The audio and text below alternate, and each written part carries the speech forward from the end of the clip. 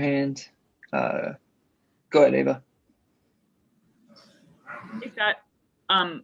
Could you explain what the Grizzlies do so well against Brad in particular? They've just had a couple good games against him this far, so season.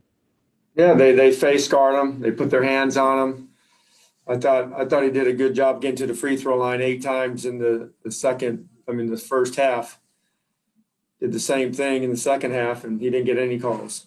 But they're physical with him. They put a lot of bodies. They dare us to make shots. And, until we start making shots consistently from 3, they're gonna put a lot of bodies around him. He's a good player. He's one of the best players in the league, and but he missed some shots that he normally would make.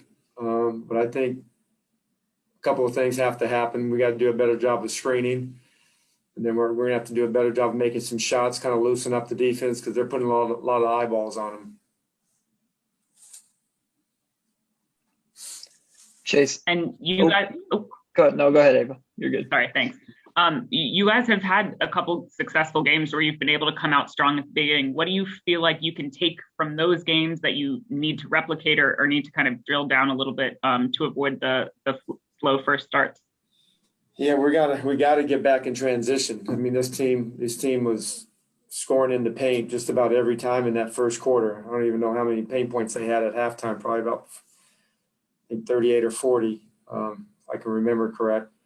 We have to be able to get back in transition. This is it's a problem. When we have a bad slow start, we're either 2 things happen. We're either turning the ball over, or we're not making shots and getting back in defense and putting our heads down when our shot doesn't go in. And tonight they were getting rebounds and just running. We didn't make any shots early on. I thought we made some at the very end. It made it somewhat respectable, a 9-point deficit after that first quarter. But we changed. I thought Troy gave us great minutes in that second quarter. He changed the game. Those 3 or 4 minutes, I thought we were being more physical. They weren't getting all the paint touches, and then we were getting opportunities to score off of their missed shots. And then third quarter we did the same, and then we took some bad shots I think we went up 2. And then we took some bad shots and we gave them leak outs. They must have had 7 or 8 layups in transition. It's hard to overcome on the road, at home. Doesn't matter where you are in the park. In the summer league, if you're not back in transition, you're giving up layups and 3 guys are attacking 1 and 2 guys. You're not going to have success. Chase. Scott, you guys have made strides with rebounding this year, and you've been pretty good overall at preventing points in the paint. Why was tonight so different in both areas? Well, Valanciunas is a handful. He's a good player. I've said it before the game. I've told our team he's an underrated player. He's really good, and he does so many good things for them. Not only does he do the obvious things, the subtle things that he does, the timing of the screens, his weak side help, knowing that when you can be in the lane, 3 or 4 seconds, the referees aren't going to call those. They can't call those, and he understands that as well as anybody. And then he was physical. He was getting anything he wanted, and we gotta. If he's bigger like Mo, if he's bigger than Mo was letting them hit him first and putting them underneath the basket. He has to use his quickness. He didn't do a good job throughout the game tonight. And you mentioned Troy had some good minutes for you. What do you think about his secondary playmaking? We've talked about his passing when he's a point guard and trying to apply that when he's not the point guard. Yeah, he just has to keep working on his game. He's 21 years old. He hasn't gotten a lot of looks in the last month and a half or so since after the health and protocol, but he's going to keep working. He's a great kid that works hard. I'm glad he came in and played well. Wish he would have hit a couple of those threes, but he was active. And I've told him, and our coaches have told him, always, be ready, don't get ready. And I thought he gave us good minutes. If we would have won this game, those 4 minutes in the first half would have been a big part of the big reason why. He has to be ready. I don't know if the minutes are going to come, but we got to get other guys to lock in. We need everybody. It's in we got a tough stretch of games here. We can't win with 1 or 2 guys, 3 guys. We need all 15 guys mentally, physically, emotionally. We got to control our emotions. We can't keep getting these technical fouls. Yeah, but we got to play much better than we did tonight. Fred. Hey, Scott. I know it's obviously nitpicky with the way that he's scored this year, but the one thing that Brad hasn't been super efficient at this year is threes.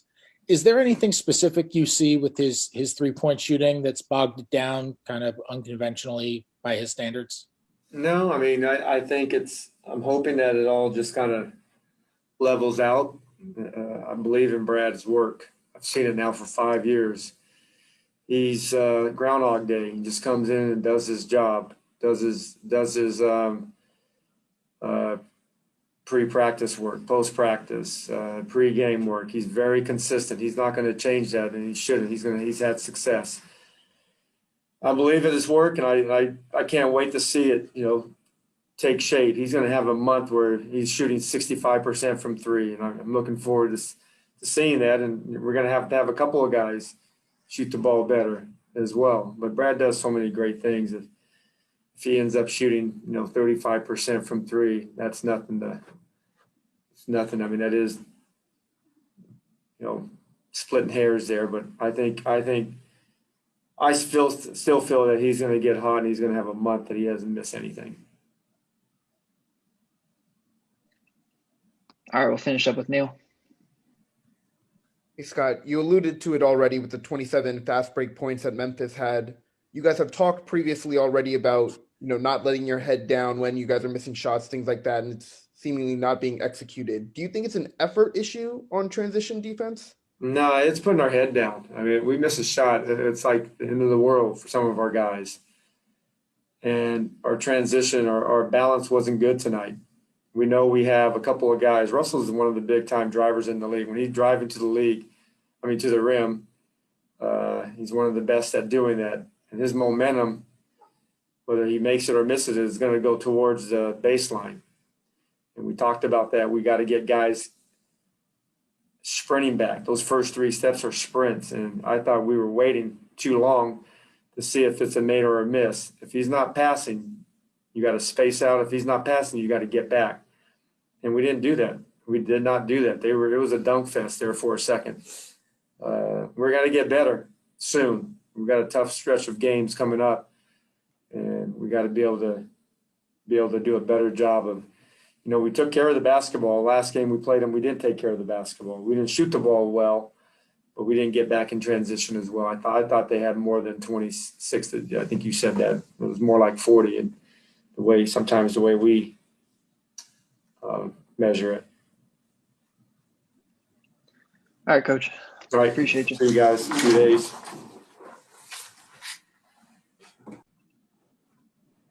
Troy, I got to start with a non-basketball question and just ask how Dex is doing. Nah, he's all right. He came home, so he's safe and happy with the fam again. So we're all good. I appreciate you checking on him. Can you tell us what that entire experience was like for you and getting him back and just what those emotions were like? I think it's very nerve-wracking. I don't think a lot of people put emphasis on how much people value their pets and stuff like that. And I have Dex registered as an emotional support dog. So, it was a very big deal for me. I definitely was hold everything. I got to go find my dog. So.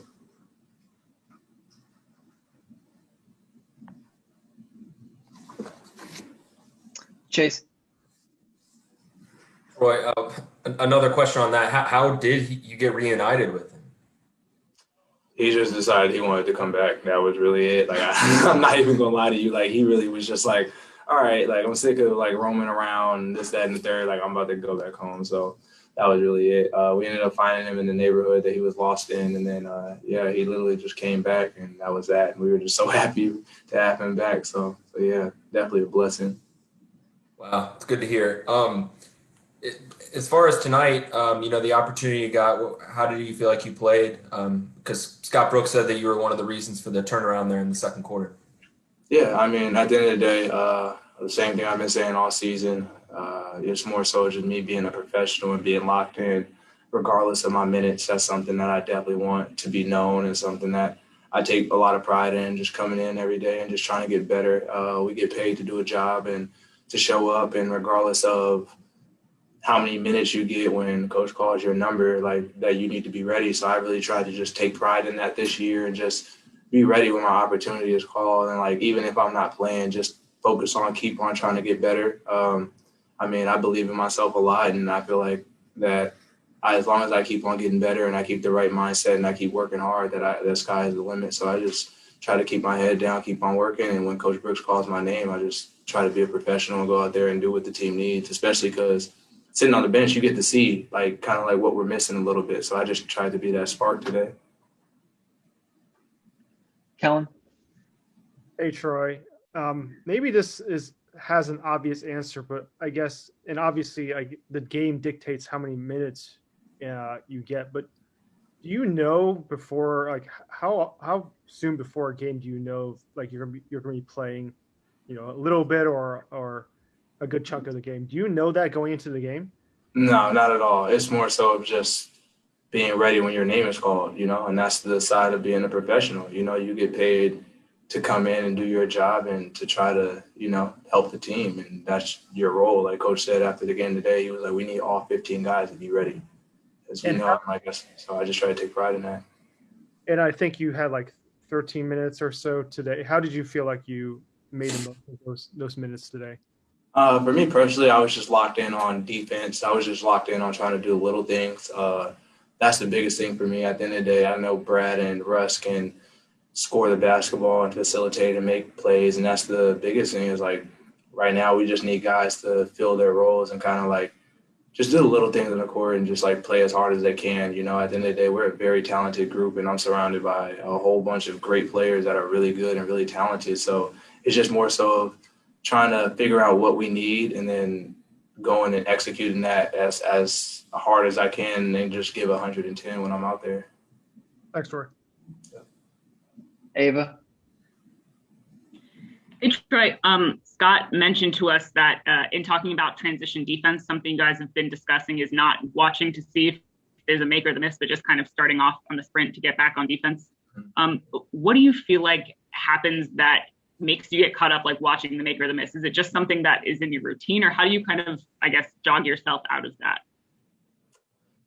I guess you could just say it depends on the possession, especially like the way everything happens, how the ball flies off the rim. Tonight we didn't shoot the ball like super well, that at the rate that I think we're capable of. But just more so like he says, like at the end of the day, wherever the ball goes, as soon as the shot goes up, we have to get back. And so, tonight we didn't really do a good job of that. And so even like just taking early fouls in the half court if we have to, just stopping them from getting buckets, even if we have like low on the fouls and stuff, we have to do a better job of being aware of that and not letting teams get out, because that's how they get their rhythm and like their momentum, and they start playing really loose. And you talk so much about always staying ready for when your name is called and everything, but in this season where there's not a lot of practice time either, so it's not like you can go and show Coach Brooks like, okay, I'm working really hard in practice today. How do you kind of communicate to him that you're taking everything seriously, you're still working hard? Like, how do you show him stuff in that way this weird season?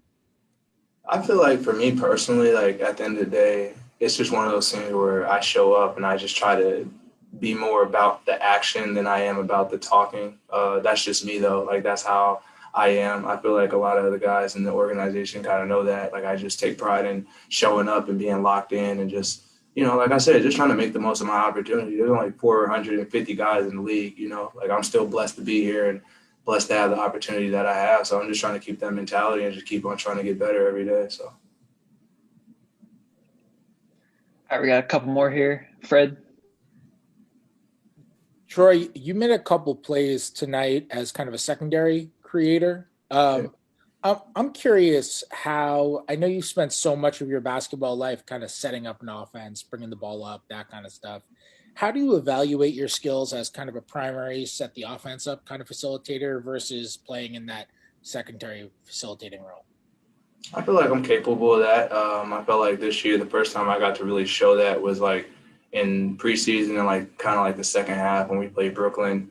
And then I think Miami, like I played secondary ball handler. So I feel like I'm capable of it. I definitely played primary ball handler last year, like in the bubble. So I feel like I'm capable of it. Like I definitely feel like I have the skills to do that. So. Thanks, Troy.